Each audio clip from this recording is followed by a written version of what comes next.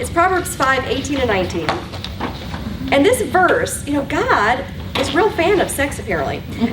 Proverbs 5, 18 and 19 says, he's talking to men, and he says, let your fountain be blessed, and rejoice in the wife of your youth. A lovely deer, a graceful doe. Let her breasts fill you at all times with delight. Be intoxicated always in her love. And when I saw this word intoxicated, it just kind of leapt off the page, and I went, that's a powerful word, isn't it? To be, our husbands are supposed to be intoxicated with us. What do you think about when you think about someone being intoxicated? They're like in a stupor, right? They're just kind of like in a la-la land, everything's kind of woo, I don't know, it was just such a powerful word for God to choose to use. We're supposed to be intoxicating to our husbands. So I thought, okay, I gotta look up, the original Hebrew word and see what it is. It's shagah. So you're supposed to be like shagah to your husbands. Anyway, and what that means is to reel with intoxication, to be enraptured, to be ravished, okay? And so then I was like, okay, what does all this mean? So I looked up just the word intoxication in the dictionary, which means it's to be so happy and excited that the person can't think clearly and is slightly out of control. Okay? And what does it mean to be ravished? Well, in the dictionary, because again, that was one of the meanings of that original Hebrew word, is to be ravished with her love. Okay, so ravished means to be overcome with great joy and delight. So remember, God said this is his plan. He put it in the Bible.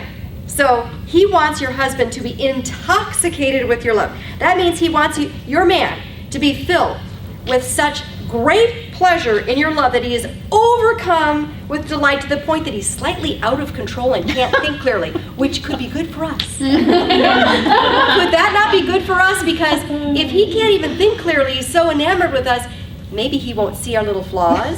Do any of you have a couple little flaws? I know I have just a couple. And so maybe he won't see the cellulite.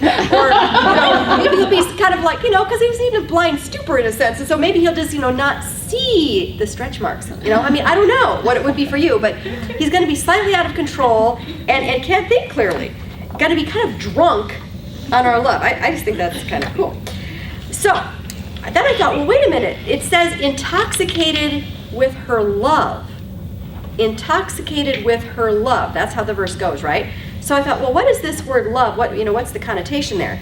Well, looked up the original Hebrew word, which is shabah, which means physical love, affectionate, physical, sexual love. It's that kind of love. Thus, we are now going to be talking about sex. So again, just to kind of wrap this all up, to get this in your brain, we're supposed to be so affectionate and sexually exciting to our husbands that they're drunk on it, that they're slightly out of control, they're overcome with delight, they're overcome with just the sheer pleasure of it, and they're just kind of out of control and drunk, pretty much. And when they're in this state, I have a sneaky suspicion this is why God put this in the Bible, is because when your husband is enamored and drunk and just like gaga over you, he's probably not going to be so much of a prime target for Satan to tempt him with other women or with pornography, right? Should we move on to the ideas section? So, number one, men long to be your sexual hero, right? They long to be your sexual hero. So figure out what your husband, what you can do to make your husband feel like a sexual hero.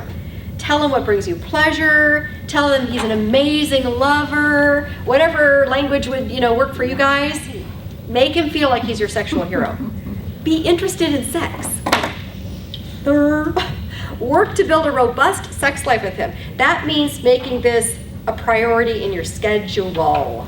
And I need to carve out time, because if I don't, what'll happen? I'll just fill it up with all these other things until I'm exhausted at the end of the day and fall in bed.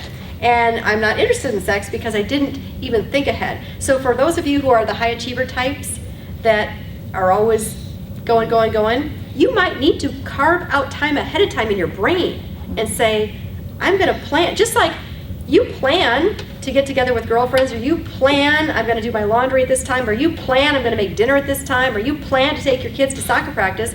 Why couldn't you plan to have sex so that you are geared for it mentally and you're ready and you have time? There you go. Number 3, be a sexual tease to your husband. A sexual tease to your husband. In the sense that maybe you send him a text about what you're going to do to him later that evening, or maybe you put a note in his lunch telling him that you've got a babysitter for the kids tonight, or or maybe you leave a note saying, I bought some new sexy lingerie, you get to see it later, or whatever it might be. So you're a little sexual tease. I would think he's kind of going to be thinking about you the rest of the day.